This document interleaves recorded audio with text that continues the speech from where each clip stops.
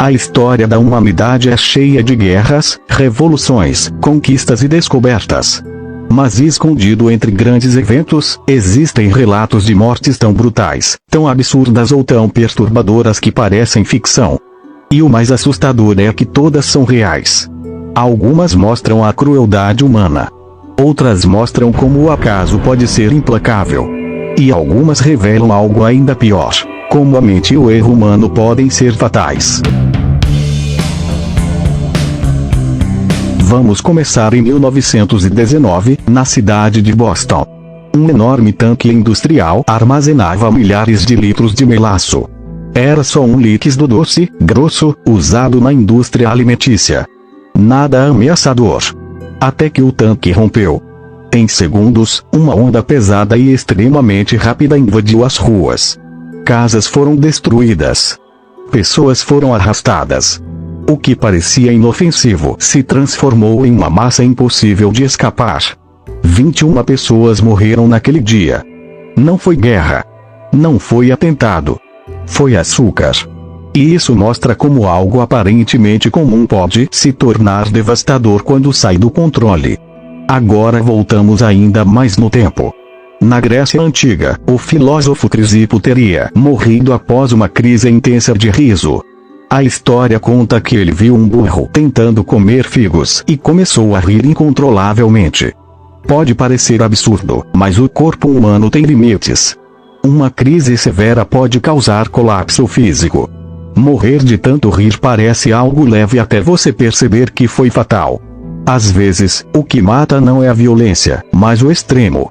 Séculos depois, na França, um inventor chamado Franz Reichelt acreditava ter criado um traje revolucionário, algo que funcionaria como um paraquedas vestível. Ele estava tão convencido da própria invenção que decidiu testá-la pessoalmente. Subiu na Torre Eiffel. Pulou. O equipamento não funcionou como esperado. O impacto foi fatal. O mais perturbador não é a queda. É a confiança absoluta que ele tinha de que daria certo. A linha entre coragem e imprudência pode ser invisível. E às vezes só percebemos isso tarde demais. Mas talvez um dos casos mais inquietantes seja o de um funcionário que ficou preso dentro de um cofre de banco durante a noite. Era um espaço fechado, sem ventilação adequada. Ele tentou sair. Gritou. Esperou. Mas ninguém ouviu. Não houve ataque. Não houve arma. Só isolamento. O tempo foi passando, e a falta de ar fez o resto. O que torna isso brutal não é violência direta, é a sensação de estar consciente de que ninguém vai chegar a tempo. Agora pense em algo ainda mais perturbador: o poder da mente. Existe um relato documentado de um experimento psicológico em que um prisioneiro acreditava que teria seu sangue drenado até morrer. Na realidade, não houve procedimento real. Foi encenação. Mas ele acreditou profundamente que estava perdendo sangue. O corpo reagiu à crença. O medo extremo desencadeou um colapso fatal. O cérebro, convencido da morte, levou o corpo junto. Isso revela algo assustador. A mente pode ser tão poderosa que se torna uma arma contra nós mesmos. E então existem as mortes causadas por excesso, orgulho e ganância.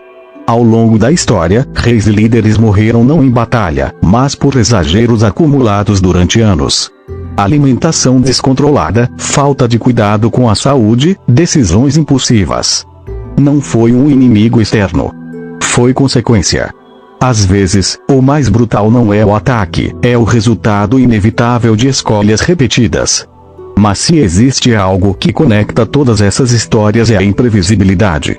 Nenhuma dessas pessoas acordou pensando que aquele seria o último dia.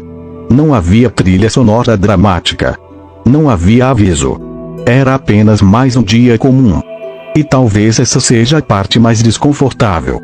A maioria das mortes brutais da história não envolve monstros ou vilões caricatos.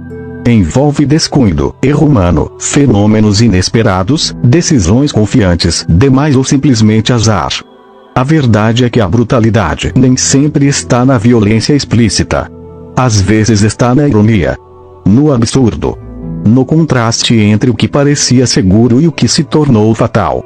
Um tanque de melaço. Uma risada. Uma invenção promissora. Um espaço fechado. Uma crença intensa. Elementos comuns que, combinados com circunstâncias erradas, viraram tragédia. E talvez o ponto mais importante não seja o choque. Não é transformar isso em espetáculo. É lembrar da fragilidade da vida. Somos muito mais vulneráveis do que gostamos de admitir. Confiamos na rotina. Confiamos que o mundo está estável. Mas a história mostra que basta um detalhe fora do lugar para tudo mudar. Essas mortes são brutais não apenas pelo fim em si, mas porque nos lembram que o controle é, muitas vezes, uma ilusão. E isso pode ser mais assustador do que qualquer filme de terror. Agora eu te pergunto, o que é mais perturbador para você? A violência direta ou o acaso imprevisível?